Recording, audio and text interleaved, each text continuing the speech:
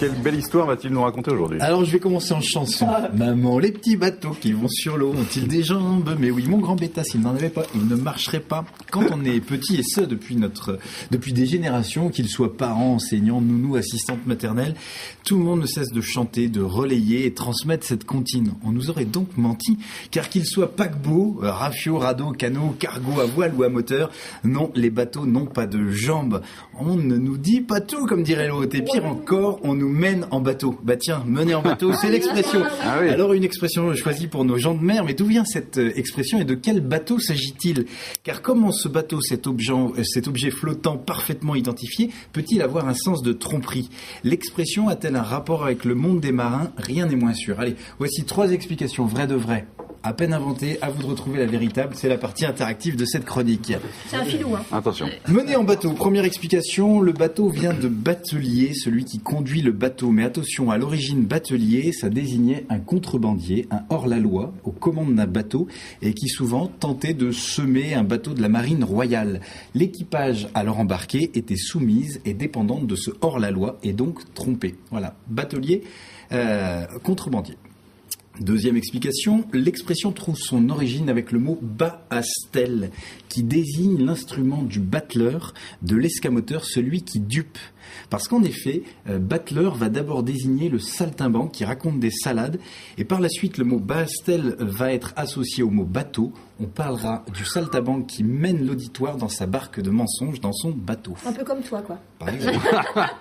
Troisième et dernière explication, on doit cette expression au jeu de tarot. Alors, dans le jeu de tarot, le battleur est celui qui tient dans sa main droite une baguette, symbole de pouvoir, de puissance, donc susceptible d'intervenir sur autrui. Ah, non, c'est...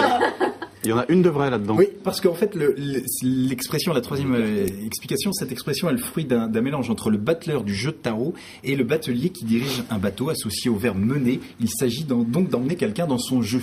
Alors, à votre avis, contrebandier, saltimbanque, c'est Bastel, ou jeu du tarot? Et il y en a une de vraie.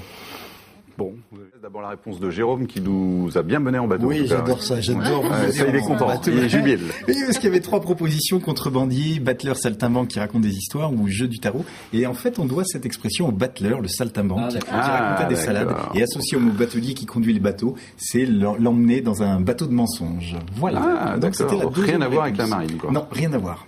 Au départ. D'accord, très bien. C'est pas l'homme qui prend la mer, c'est la mer qui prend l'homme. Un marin pêcheur, quel métier, quelle vocation, vous le disiez. Navigateur salutaire, fendeur de houle. Les marins pêcheurs sont comme leurs bateaux, barrés, les pieds sur mer, une araignée de mer dans le plafond. Ils sont de joyeux fous, des bons vents, des types blizzards, réveillés au chant de la coque, qui depuis qu'ils sont tout petits ont la voile au poumon et les balises sous les yeux. Tout a commencé, on l'imagine, dans la cour de l'Éole. Ils ne tenaient pas en place, ils suçaient du Mistral, ils affrontaient le Galerne. Le vent, ils ont pris ça comme première langue, parce que le vent, c'est classe. Vent, ça a du souffle, ça déracine, ça se balade, ça prend la poudre des girouettes. Et puis surtout, vent, ça épouse la mer, parce que la mer, elle les attend. Elle attire le gréement allègrement, elle fait chanter ses sirènes, elle les prend dans ses bras de mer, les côtes offertes, elle leur dévoile ses formes arrondies, elle leur murmure à voile basse tous ses secrets. Entre eux, c'est une histoire d'amour et d'eau salée, donc pas étonnant que les marins pêcheurs aient envie de la protéger. Mais il en faut de la passion, car les temps sont durs pour les pêcheurs. Certains disent fin des asticots, la mer est épuisée. C'est l'apocalypso, cher commandant. Il paraît que le poisson se fait plus rare. Déluge musical des sols, des poissons-ci, de raies et d'orades majeures. Les cabillots se font des collins derrière le bar, les rougets mettent le turbo et cherchent du bulot. Rien ne va plus. Le marin a le cœur en mouette et les idées turquoises. Mais qu'importe, il croit en l'eau d'ici. Il prend son cordage à 2 mains et c'est certain, à la pêche du bonheur, il va tirer sa chance et c'est pas demain la veille qu'il mettra la clé sous la coque, car ce monde sera comme l'océan Pacifique. En tout cas, c'est tout ce qu'on lui souhaite. La mer qu'on voit danser le long des golfes clairs, la mer, elle berce leur cœur pour la vie. Alors, chers marins, bon vent dans la vie et belle vie dans le vent des histoires. Merci.